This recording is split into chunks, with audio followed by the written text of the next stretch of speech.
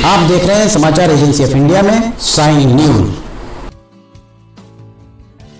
शारदेय नवरात्र 2 अक्टूबर से जानिए 9 दिनों में माता के 9 स्वरूपों के बारे में। जानिए किस दिन माता के किस शक्ति स्वरूप का होता है पूजन और क्यों। आप देख, सुन और पढ़ रहे हैं समाचार एजेंसी ऑफ इंडिया की साई न्यूज के धर्म प्रभाग में विभिन्न जानकारियों के संबंध में। सनातन धर्म में जगत जननी माता दुर्गा के 9 स्वरूपों का पूजन अर्चन साल में 2 बार बहुत धूमधाम से किया जाता है, जिसे नवदुर्गा कहा जाता है। माता भगवती के 9 मुख्य रूप है, जिनकी विशेष पूजा व साधना नवरात्रि के दौरान और वैसे भी विशेष रूप से की जाती है। इन नवों या 9 दुर्गा देवियों को पापों की विनाशिनी कहा जाता है। हर देवी के अलग अलग वाहन हैं, अस्त्र शस्त्र है, परंतु यह सब एक है और सभी परम भगवती दुर्गा जी से ही प्रकट होती है। अगर आप जगत जननी माता दुर्गा की आराधना करते हैं और अगर आप माता दुर्गा जी के भक्त हैं, तो कमेंट बॉक्स में जय भवानी, जय दुर्गा अथवा जय काली माता लिखना न भूलिए। दुर्गा सप्तशती ग्रंथ के अंतर्गत देवी कवच स्तोत्र में एक श्लोक में नवदुर्गा के नाम दिए गए हैं। यह श्लोक है, प्रथमं शैलपुत्री च द्वितीयं ब्रह्मचारिणी, तृतीयं चंद्र घंटेति कूष्मांडेति चतुर्थकम, पंचमं स्कंद मातेति षष्ठं कात्यायनीति च, सप्तमं कालरात्रीति महागौरीति चाष्टमम, नवमं सिद्धिदात्री च नवदुर्गा प्रकीर्तिता, उक्तान्येतानि नामानि ब्रह्मणैव महात्मना। अब जगत जननी माता दुर्गा के 9 स्वरूपों के बारे में विस्तार से जानते हैं। दुर्गा जी पहले स्वरूप में शैलपुत्री के नाम से जानी जाती है। ये ही नवदुर्गाओं में प्रथम दुर्गा है। पर्वतराज हिमालय के घर पुत्री रूप में उत्पन्न होने के कारण इनका नाम शैलपुत्री पड़ा। नवरात्र पूजन में प्रथम दिवस इन्हीं की पूजा और उपासना की जाती है। इनका वाहन वृषभ है, इसलिए यह देवी वृषारूला के नाम से भी जानी जाती है। इस देवी ने दाएं हाथ में त्रिशूल धारण कर रखा है और बाएं हाथ में कमल सुशोभित है। यही सती के नाम से भी जानी जाती है। नवरात्रि का पहला दिन माता शैलपुत्री को समर्पित होता है। यह दिन पीले रंग से जुड़ा है, जो हमारे जीवन में उत्साह, चमक और प्रसन्नता लाता है। हिंदू धर्म में पीले रंग का बड़ा महत्व है। इस दिन पीले रंग के वस्त्र पहनने चाहिए। नवरात्र पर्व के दूसरे दिन मां ब्रह्मचारिणी की पूजा अर्चना की जाती है।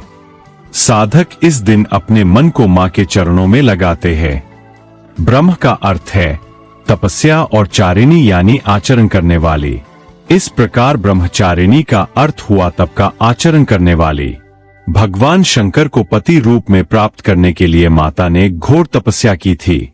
इस कठिन तपस्या के कारण इस देवी को तपश्चारिणी अर्थात ब्रह्मचारिणी नाम से अभिहित किया। कहते हैं मां ब्रह्मचारिणी देवी की कृपा से सर्व सिद्धि प्राप्त होती है। दुर्गा पूजा के दूसरे दिन देवी के इसी स्वरूप की उपासना की जाती है। इस देवी की कथा का सार यह है कि जीवन के कठिन संघर्षों में भी मन विचलित नहीं होना चाहिए।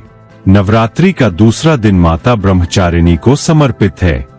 माता को हरा रंग पसंद है, तो इस दिन हरे रंग के वस्त्र पहनकर पूजा करनी चाहिए।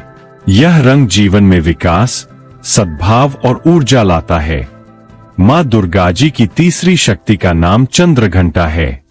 नवरात्रि उपासना में तीसरे दिन की पूजा का अत्यधिक महत्व है और इस दिन इन्हीं के विग्रह का पूजन आराधन किया जाता है। इस दिन साधक का मन मणिपुर चक्र में प्रविष्ट होता है। इस देवी की कृपा से साधक को अलौकिक वस्तुओं के दर्शन होते हैं, दिव्य सुगंधियों का अनुभव होता है और कई तरह की ध्वनियां सुनाई देने लगती है। नवरात्रि के तीसरा दिन माता चंद्रघंटा की पूजा की जाती है। माता अपने मस्तक पर अर्धचंद्र धारण करती है। इस दिन भूरे या ग्रे रंग के वस्त्र पहनकर माता की पूजा करनी चाहिए। यह रंग बुराई को नष्ट कर जीवन में दृढ़ संकल्प को जगाता है। नवरात्र पूजन के चौथे दिन कूष्मांडा देवी के स्वरूप की ही उपासना की जाती है। इस दिन साधक का मन अनाहत चक्र में अवस्थित होता है। नवरात्रि में चौथे दिन देवी को कूष्मांडा के रूप में पूजा जाता है। अपनी मंद, हल्की हंसी के द्वारा अंड यानी ब्रह्मांड को उत्पन्न करने के कारण इस देवी को कुष्मांडा नाम से अभिहित किया गया है। जब सृष्टि नहीं थी, चारों तरफ अंधकार ही अंधकार था, तब इसी देवी ने अपने ईशत हास्य से ब्रह्मांड की रचना की थी। इसीलिए इसे सृष्टि की आदि स्वरूपा या आदिशक्ति कहा गया है। नवरात्रि के चौथे दिन माता कुष्मांडा की आराधना की जाती है। इस दिन नारंगी रंग की वस्त्र पहनकर माता की पूजा करने से वे प्रसन्न होती है और जीवन में प्रसन्नता का आशीर्वाद देती है। यह रंग खुशी और सकारात्मक ऊर्जा का प्रतीक माना जाता है। नवरात्रि का 5वां दिन स्कंद माता की उपासना का दिन होता है। मोक्ष के द्वार खोलने वाली माता परम सुखदायी है। माँ अपने भक्तों की समस्त इच्छाओं की पूर्ति करती है। इस देवी की 4 भुजाएं हैं। यह दाईं तरफ की ऊपर वाली भुजा से स्कंद को गोद में पकड़े हुए है। नीचे वाली भुजा में कमल का पुष्प है। बाईं तरफ ऊपर वाली भुजा में वरद मुद्रा में है और नीचे वाली भुजा में कमल पुष्प है। नवरात्रि का 5वां दिन माता स्कंद माता को समर्पित होता है। इस दिन सफेद रंग बड़ा शुभ माना जाता है।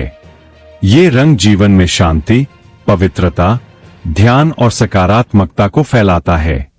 मां दुर्गा के छठे स्वरूप का नाम कात्यायनी है। उस दिन साधक का मन आज्ञा चक्र में स्थित होता है। योग साधना में इस आज्ञा चक्र का अत्यंत महत्वपूर्ण स्थान है। नवरात्रि में छठे दिन मां कात्यायनी की पूजा की जाती है। नवरात्रि के छठे दिन माता कात्यायनी की पूजा की जाती है।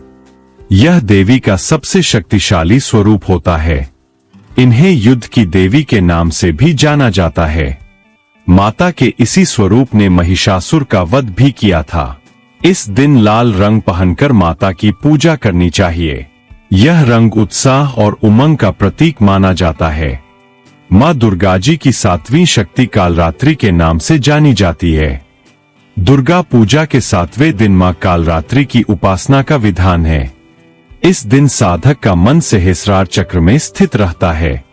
इसके लिए ब्रह्मांड की समस्त सिद्धियों का द्वार खुलने लगता है।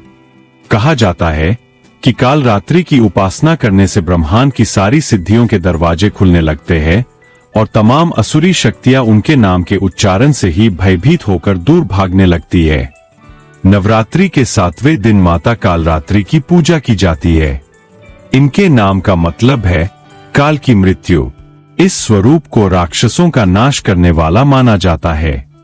माता की पूजा नीला रंग पहनकर करनी चाहिए, क्योंकि माता के इस रूप को सांवले और निडर रूप में दर्शाया गया है। मां दुर्गा जी की 8वीं शक्ति का नाम महागौरी है।